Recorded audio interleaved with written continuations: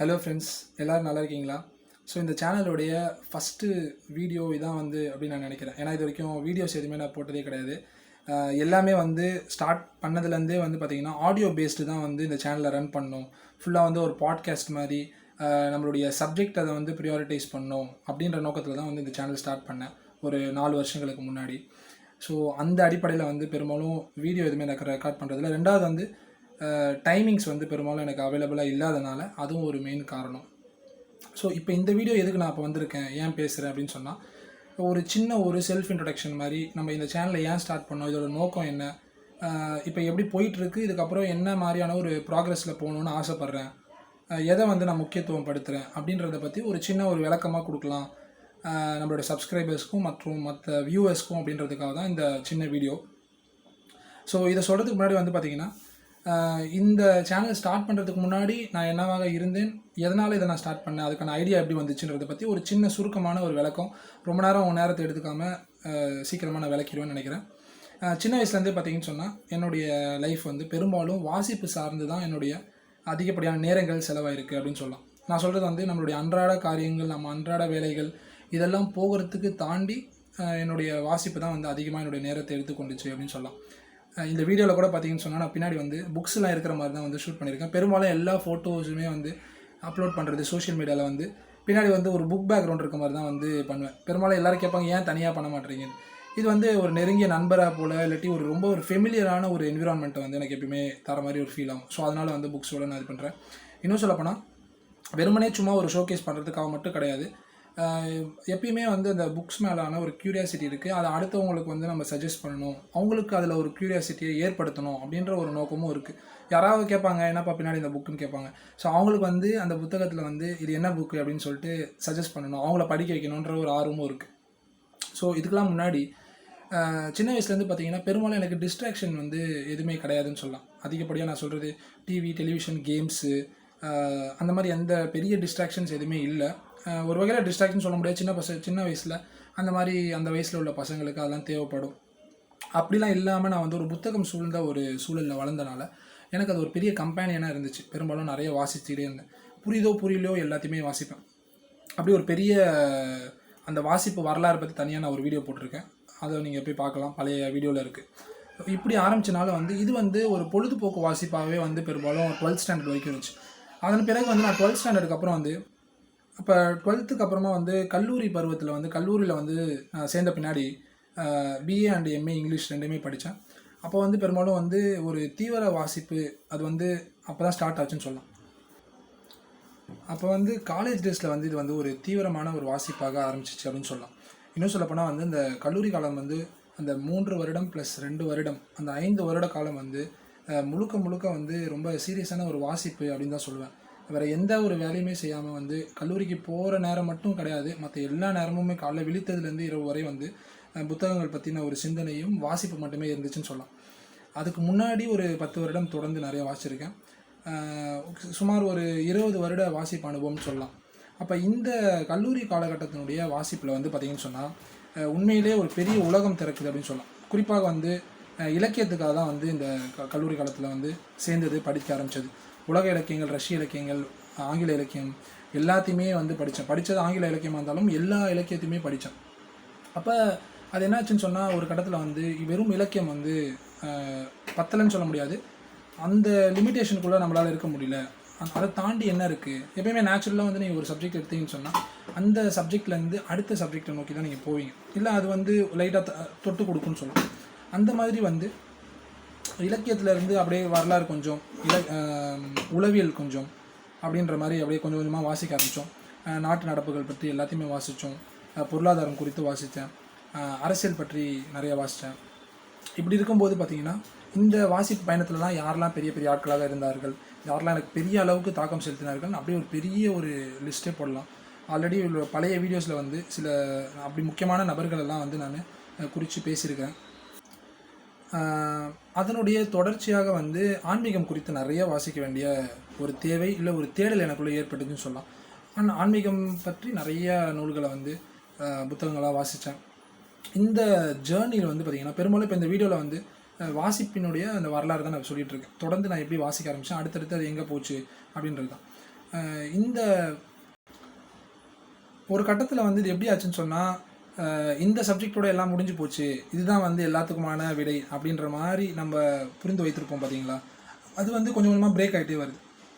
இன்னும் பத்தலை, இன்னும் அதிகமான விளக்கம் வேணும், இன்னும் அதிகமான உண்மையை நம்ம தெரிஞ்சு கொள்ள வேண்டும் அப்படின்ற அந்த தேடல் வந்து விரிவாக என்னாச்சுன்னு சொன்னால், எல்லா சப்ஜெக்ட்டுமே படிக்கணும் அப்படின்னு சொல்லிட்டு எல்லா துறை சார்ந்து எல்லா சப்ஜெக்ட் சார்ந்தும் வந்து புத்தகங்களை வந்து கலெக்ட் பண்ண ஆரம்பித்தேன்.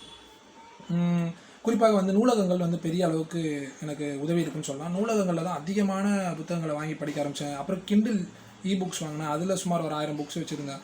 அப்புறம் ஒரு 4-5 வருடங்களாக வந்து என்னுடைய சொந்த காசை வச்சு புத்தகங்களை வாங்க ஆரம்பிக்கிறேன்.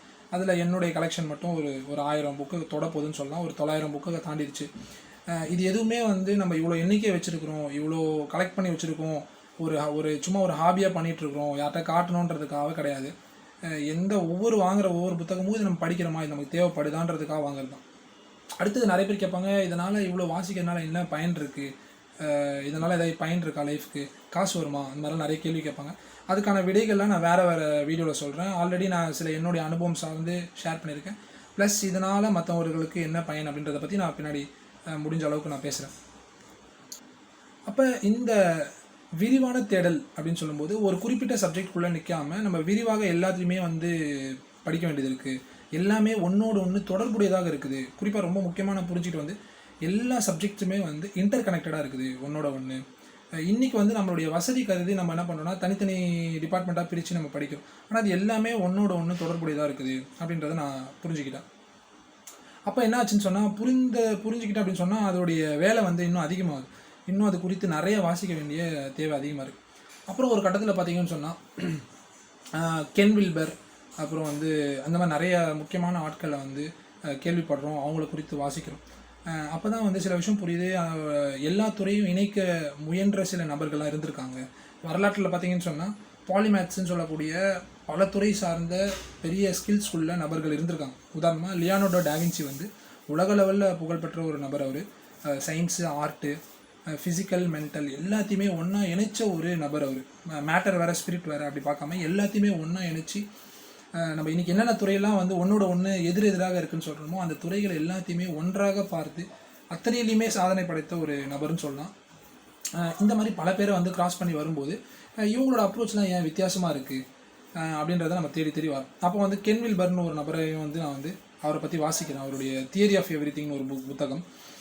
அதில் வந்து பிரம்மாண்டமான ஒரு அதிர்ச்சியை ஏற்படுத்துகிற அளவுக்கு வந்து அனைத்து துறைகளையுமே சேர்த்து ஒருத்தனால் வந்து நம்மளால் கனெக்ட் பண்ணிக்க முடியும், எல்லாமே ஒன்றோடு ஒன்று தொடர்புடையதாக இருக்குன்றதை வந்து எக்ஸ்டென்சிவாக படித்து பல வருடங்களாக படித்து அதை எல்லாத்தையும் ஒன்றா இணைத்து அவருடைய தியரிஸை உருவாக்கியிருப்பார். அது எந்த அளவுக்கு வெற்றியாச்சு, அதுக்கு எவ்வளோ அளவுக்கு பெரிய ரிசப்ஷன் வந்துச்சு உலகத்தில் அப்படின்றது அதை பற்றி தெரியல. ஆனால் அந்த அப்ரோச் வந்து ரொம்ப ஒரு ஆச்சரியமானதாக, ஒரு ஆர்வம் மூட்டக்கூடியதாக இருந்துச்சு. அது மட்டும் இல்லாமல் என்னுடைய வாழ்க்கையில் வந்து இது எல்லாமே கனெக்ட் ஆகக்கூடியதாக, அர்த்தப்படக்கூடியதாக இருந்துச்சு. அவருடைய அந்த அப்ரோச் வந்து அர்த்தப்படக்கூடியதாக இருந்துச்சு. ஸோ அதனால் வந்து அதே மாதிரியான அப்ரோச்சில் வந்து நம்ம தொடர்ந்து போகணும், ஒரு குறிப்பிட்ட சப்ஜெக்டில் நிற்கக்கூடாது அப்படின்ற அந்த ஒரு விருப்பத்தில் தான் வந்து எல்லா துறை சார்ந்தும் வந்து வாசிப்பதற்கான நூல்களை கலெக்ட் பண்ணிட்டே இருக்கேன். முடிஞ்ச அளவுக்கு அதை வாசிச்சுட்டே இருக்கேன். என்னுடைய அண்டர்ஸ்டாண்டிங்கில் என்னெல்லாம் நான் புரிஞ்சுக்கிறேனோ அந்த விஷயத்தை தான் வந்து வாசகர்களுக்கு, பார்க்குற வியூவர்ஸ்க்கு வந்து பகிர்றேன். குறிப்பாக வந்து பேசிக்கலி நான் வந்து எழுதக்கூடிய ஒரு எழுத்தாளனாக தான் ஆகணும்னு ஆரம்பித்தேன். எழுத்தும் ஒரு பக்கம் பண்ணிக்கிட்டே இருக்கிறேன். கூட வந்து பேச்சாளனாகவும் இருக்கணும், ஒரு ஆசிரியராக இருக்கிறனால, வகுப்பு எடுக்கிறனால, பேசுகிறது எனக்கு ரொம்ப பிடிச்சிருக்கனால வந்து எல்லாத்துக்கும் வந்து பேச்சின் மூலமாக நம்ம நிறைய விஷயம் சொல்லணும் அப்படின்ற ஒரு விருப்பம் இருக்குது. அதுக்கு தான் வந்து யூடியூப் சேனல் ஸ்டார்ட் பண்ணுது. குறிப்பாக வீடியோ வந்து பேஸ் பண்ணி போட்டால் ரொம்ப டைம் ஆகும், அதுக்கு எடிட் பண்ணுறதுக்கு ஆள் கிடையாது. அதுக்காக நேரத்தை வந்து நான் ரொம்ப செலவு பண்ணுறதுக்கு விரும்பலை. இப்போதைக்கு அதுக்கான அவைலபிலிட்டி நேரம் கம்மியாக இருக்குது. அதனால் என்ன செய்யணும்னா பெரும்பாலும் எல்லாமே ஒரு ஆடியோ பேஸ்டாக வந்து ஆட்களுக்கு, பார்க்குறவங்களுக்கு வந்து அந்த விஷயம் போய் சேர்ந்தால் போதும், நம்ம வீடியோவில் அப்பியர் ஆகிட்டே இருக்கணும்னு அவசியம் இல்லை அப்படின்றதான் என்னோட கருத்து. அதனால் வந்து இப்போதைக்கு வீடியோஸ் பெரும்பாலும் எதுவுமே கிடையாது. மேபி இன் ஃப்யூச்சரில் தேவைப்பட்டுச்சு சொன்னால் நம்ம வீடியோ ரெக்கார்டிங்ஸாக நம்ம வந்து பண்ணலாம். அது மட்டும் இல்லாமல் நடுவில் நிறைய நாட்கள் வந்து வீடியோலாம் போஸ்ட் பண்ணுறதே கிடையாது. தொடர்ந்து நம்மளால் பண்ண முடியாத சூழலாக இருந்துச்சு. இப்போ மறுபடியும் அதை மீட்டு தொடர்ந்து இது எதாவது செய்யணும் அப்படின்னு நினச்சிருக்கேன். குறிப்பாக கடைசியாக என்னுடைய இந்த வீடியோக்கு முடிக்கிறதுக்கு முன்னாடி ஒரு விஷயம் சொல்லிக்கிறேன். என்னென்னு சொன்னால் வாசிப்பு அறிவு சார்ந்து மூளை சார்ந்த ஒரு உழைப்பாக மட்டுமே நான் பார்த்துட்டு இருந்தேன். அதுக்கப்புறம் ஒரு கட்டத்தில் வந்து அனுபவம் சார்ந்து நம்மளுடைய வாழ்க்கையில் நம்ம சந்திக்கின்ற பிரச்சனைகள், எதிர்பாராத சுச்சுவேஷன்ஸு, இந்த மாதிரியான எல்லா விஷயங்களுமே வந்து வெறும் வாசிப்பு மட்டும் கிடையாது. அந்த வாசிப்பை வந்து நம்ம வந்து வாழ்க்கையிலும் இம்ப்ளிமெண்ட் பண்ணி தான் நம்ம நிறைய விஷயங்களை வந்து இது பண்ண வேண்டியது இருக்குது அப்படின்றதையும் புரிஞ்சிக்க. அனுபவத்திலே நமக்கு எல்லாமே இதெல்லாம் புரியுது இல்லையா? நம்மளுடைய வாசிப்புன்றது ஒரு மனுஷனை வந்து பெரிய அளவுக்கு சேஞ்ச் பண்ணிடும். அதில் வந்து எந்த மாற்று கருத்தும் இல்லை. அவனுடைய சிந்தனை ரீதியாக மாற்றும், அவனுடைய அண்டர்ஸ்டாண்டிங், அவனுடைய மெச்சூரிட்டி எல்லாமே வந்து ஒரு பெரிய அளவுக்கு என்லார்ஜாகவும், அதில் வந்து எந்த மாற்று கருத்துமே கிடையாது. அதெல்லாமே வந்து ஒரு அகத்தை வந்து மெச்சூர் ஆக்குறது, அகத்தை வந்து விரிவாக்கக்கூடியது அப்படின்ற அளவில் வந்து வாசிப்பு கண்டிப்பாக வந்து உதவி செய்யும். அதில் வந்து எந்த சந்தேகமும் கிடையாது. ஒன்றே ஒன்று தான், நம்மளுடைய நோக்கம் என்ன, நம்ம எதுக்கு வாசிக்கிறோம் அப்படின்றத அந்த நோக்கத்தை நம்ம அப்பப்போ செக் பண்ணிட்டே இருந்தோம்னா அந்த வாசிப்பு நமக்கு பயன் கொடுக்கக்கூடியதாக இருக்கும். நான் சொல்ல வந்தது என்னென்னு சொன்னால், நம்மளுடைய பாடிக்கு நமக்கு என்ன செய்கிறது, பாடி அண்ட் ஹெல்த்துக்கும் வந்து இந்த வாசிப்பு உதவுமா, நம்மளுடைய மெட்டீரியல் லைஃப்பில் நம்ம சந்திக்கக்கூடிய பிரச்சனைகளுக்கு இந்த வாசிப்பு உதவுமா, அதில் வந்து இந்த வாசிப்பை நம்ம எப்படி இம்ப்ளிமெண்ட் பண்ணுறது அப்படின்ற அந்த விஷயம் இருக்குது பார்த்தீங்களா? அதுதான் வந்து ஒரு ப்ராக்டிக்கல் ஆஸ்பெக்ட்ஸ்ன்னு சொல்லலாம். இந்த வாசிப்புலேருந்து நம்மளுடைய ப்ராக்டிக்கல் அன்றாட வாழ்க்கைக்கு எப்படி இதை வந்து பயன்படுத்திக்கிறது, அந்த விஷயங்களை வந்து ஸ்லோவாக நம்ம இம்ப்ளிமெண்ட் பண்ண ஆரம்பிச்சோம். இதுக்கான முக்கியமான காரணம் வந்து இந்த மாதிரியான பெரிய பெரிய நபர்கள், அவர்கள் வந்து எப்படி வந்து மைண்டையும் மேட்ரையும் தனியாக பிரிக்கலை, அதாவது உடல் வேறு மனம் வேறு அப்படின்னு பிரிக்காமல் எல்லாமே இன்டர் கனெக்டடாக இருக்குது, ரெண்டுத்துக்கும் சேர்த்து தான் நம்ம வந்து எல்லா முக்கியத்துவம் தர வேண்டியது இருக்குது அப்படின்றத இணைக்கக்கூடிய முக்கியமான ஆட்கள் நிறைய பேர் இருக்காங்க. அவங்களுடைய இன்ஸ்பிரேஷனில் வந்து இது எல்லாத்தையுமே சேர்த்த ஒன்றா நம்ம வந்து நம்மளுடைய வாசிப்பை கொண்டு போகணும். அது மட்டும் இல்லாமல் நம்ம சேனலில் வந்து பார்க்கக்கூடியவர்களுக்கு வந்து அந்த மாதிரி கண்டென்ட்டை கொடுக்கணும் அப்படின்ற ஒரு பெரிய ஆம்பிஷன் இருக்குது. தொடர்ந்து இது வந்து எந்த மாதிரியான ஒரு அடுத்தடுத்த பரிமாணத்தில் போயிட்டுருக்கு அப்படின்னு சொன்னால், ஒரு பாலிமேத்திக் அகாடமி, இன்டெக்ரல் அகாடமி அப்படின்னு இந்த ரெண்டுத்தையும் ஒன்றா சேர்த்து, பாலிமேத்துன்னு சொன்னால் வெறும் எல்லா சப்ஜெக்டை பற்றி நிறைய தெரிஞ்சிருக்கக்கூடிய, ஒரு எல்லா சப்ஜெக்டோடைய இருக்கக்கூடிய கனெக்ஷன் எல்லாம் தெரிஞ்ச ஒரு பெரிய அறிவாளி அப்படின்னு சொல்லி பாலிமேத் சொல்லலாம். இன்டெக்ரல் நான் ஏன் அந்த வார்த்தையை பயன்படுத்த வேண்டியதாக இருக்குன்னா, அனுபவம் சார்ந்த, ஆன்மீகம் சார்ந்த, நம்மளுடைய அன்றாட வாழ்க்கையோட யதார்த்த விஷயங்கள் சார்ந்த, நம்ம படிக்கிற விஷயமும் அறிவு சார்ந்த, மூளை சார்ந்த விஷயமும், ப்ராக்டிக்கல் விஷயம் ரெண்டும் ஒன்றா கனெக்ட் ஆகக்கூடிய ஒரு ஹோலிஸ்டிக் மேன், ஒரு முழுமையான மனிதன் அப்படின்னு சொல்லலாம். அந்த முழுமையான ஒரு மனிதனாக நம்ம உருவாகிறதுக்கு சயின்ஸும் வேணும், ஆர்ட்டும் வேணும். நம்ம எதெல்லாம் வந்து தனித்தனியாக பிரித்து வச்சுருக்கோமோ, அந்த பைனரிஸ்ன்னு சொல்லக்கூடிய இருமைகளாக நம்ம உருவாக்கி வச்சுருக்கோமோ, அது எல்லாத்தையுமே நம்ம ஒன்றா சேர்த்து பார்க்க வேண்டிய ஒரு தேவை இருக்குது. அந்த ஒரு அப்ரோச் தான் வந்து பார்த்திங்கன்னா ஒரு ஹோலிஸ்டிக் அப்ரோச்னு சொல்லலாம். இதெல்லாம் பார்த்திங்கன்னா ஏன்ஷியண்ட்டாக நிறையா எல்லா கல்ச்சர்லேயுமே இருந்த விஷயங்கள் தான். எதுவுமே வந்து புதுசாக இனி தான் நம்ம கண்டுபிடிச்சிருக்கோம் அப்படின்னு சொல்கிற அளவுக்குலாம் எதுவுமே கிடையாது. முன்னோர்கள் ரொம்ப ரொம்ப முன்னாடி காலங்கள்லாம் பார்த்திங்கன்னு சொன்னால் அந்த மாதிரிலாம் இருந்திருக்கு. நிறைய உதாரணங்கள் சொல்ல முடியும். இந்த வீடியோவில் வந்து நான் அதை பற்றி விரிவாக பேச விரும்பலை. இது வந்து ஒரு இன்ட்ரடக்ஷன் வீடியோ மாதிரி தான் இது. அது குறித்தான விஷயங்களை வந்து நம்ம தொடர்ந்து நம்மளுடைய சேனலில் அதை பற்றி பேசுவோம். அந்த அப்ரோச் இன்றைக்கி உலகம் வந்து அந்த அப்ரோச்லேருந்து இழந்துட்டு இருக்கு அப்படின்ற மாதிரி எனக்கு ஃபீல் ஆகுது, நிறைய பேருக்கு ஃபீல் ஆகுது. அதனால் வந்து இந்த ஹோலிஸ்டிக்கான ஒரு thinking, holistic life approach, body and mind, spirit, இது எல்லாமே ஒன்றா இன்டர் கனெக்டடான விஷயங்கள் தான். அந்த புரிதல் நம்ம வர வேண்டியது இருக்குது. நம்ம மற்றவங்களுக்கு அதை சொல்ல வேண்டியது இருக்குது. இது எல்லாமே தொடர்புடையதாக இருக்குது. இயற்கை வேறு, மனுஷன் வேறு கிடையாது, மற்ற ஜீவராசிகளும் மனுஷனும் வேறு கிடையாது. இப்படின்ற அந்த ஒரு அண்டர்ஸ்டாண்டிங்குள்ளே நம்ம வர வேண்டியது இருக்குது. அந்த 360 டிகிரிலையுமே நம்ம எல்லாத்தையுமே பார்க்க வேண்டியது இருக்குது, சுருக்கமாக சொல்கிறோம் தான். ஸோ அதனால் வந்து நம்மளுடைய சேனலில் வந்து வரக்கூடிய கண்டென்ட்டாக இருக்கட்டும், இது எல்லாமே வந்து அந்த மாதிரியான ஒரு அப்ரோச்சில் தான் இருக்கும். பெரும்பாலும் முடிஞ்ச அளவுக்கு எல்லா சப்ஜெக்டையும் இன்க்ளூட் பண்ணி என்னோடய வீடியோஸில் வந்து நான் பேச ட்ரை பண்ணுறேன். அது மட்டும் இல்லாமல் என்னோடய பிளாக்ஸில் வந்து நான் எழுதிட்டு தான் இருக்கேன். எல்லாமே ஒரு பெரிய முயற்சிகள் நிறைய செஞ்சிட்டோம் அப்படின்லாம் எதுவுமே சொல்ல மாட்டேன். எல்லாமே சின்ன சின்ன படிப்படியான முயற்சிகளாக போயிட்டுருக்கு.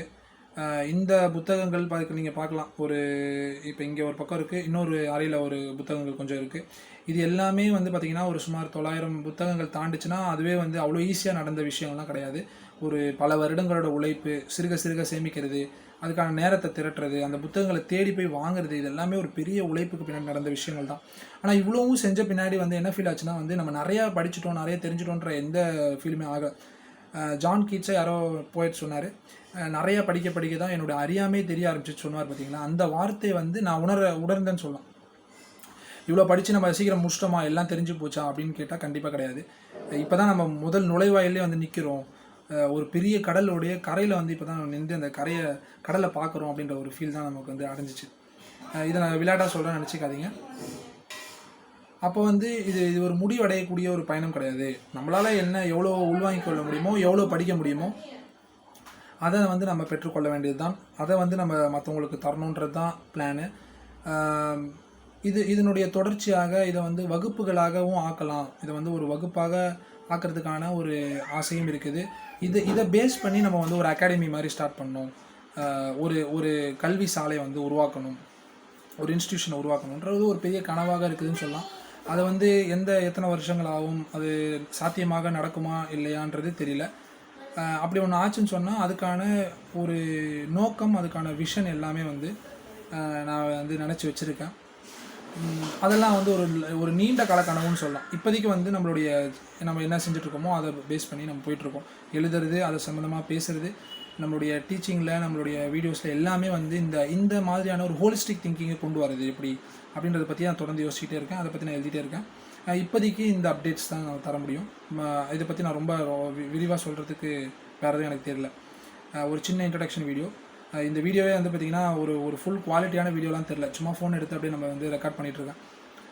அதே மாதிரி அடிக்கடி இந்த சேனலில் வீடியோஸ் எதுவுமே வராது, எல்லாமே வந்து ஒரு ஆடியோ பேஸ்டு தான் நான் வந்து பேசுவேன். தேவைப்படும் பொழுது வீடியோவில் நான் வந்து அப்பேர் ஆகிறேன். உங்களுடைய கருத்துக்கள், உங்களுடைய பரிந்துரைகள், சஜஷன்ஸ், வழிகாட்டுதல்கள் எல்லாத்தையுமே நீ தாராளமாக கமெண்ட்ஸில் சொல்லலாம். ஒரு ஆர்கானிக்காக, ஒரு ஹெல்த்தியாக வந்து இது எப்படி க்ரோ பண்ணுறது, இது எப்படி வளர்க்குறதுன்றதுக்கான உங்களுடைய வழிகாட்டுதல்கள் எல்லாத்துக்குமே கண்டிப்பாக நிச்சயமாக உதவும். ஸோ இது ஃபஸ்ட் இன்ட்ரடக்ஷன் வீடியோ. தேவைப்பட்டால் தொடர்ந்து நம்ம அடுத்தடுத்த வீடியோவில் பேசலாம். தொடர்ந்து இருங்கள், இணைந்திருங்கள். உங்களுக்கு கண்டென்ட் பிடிச்சிருந்துச்சுன்னா மற்றவங்களுக்கு ஷேர் பண்ணுங்கள். உங்களுக்கு ஏதாவது கருத்து சொல்ல வேண்டியது இருந்துச்சுன்னா நீங்கள் தெரிவிக்கலாம். நன்றி.